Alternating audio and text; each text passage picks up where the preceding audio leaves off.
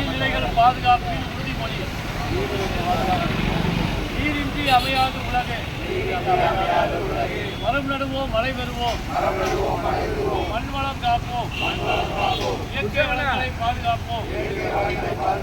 நீர்நிலைகள் மற்றும் ஏரி குளம் குட்டைகளை தூர்வாரி அதன் ஓரங்களில் மரம் நட்டு பராமரிப்போம்.